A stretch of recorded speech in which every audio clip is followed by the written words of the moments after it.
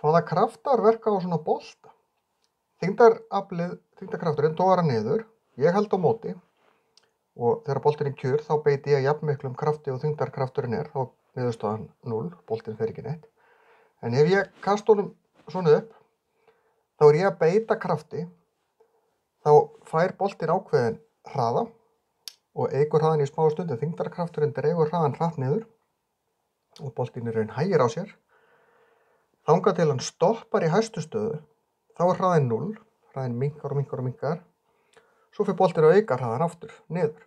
Því þá er þyngdarkraftur að toga niður þangað til ég grípa hann.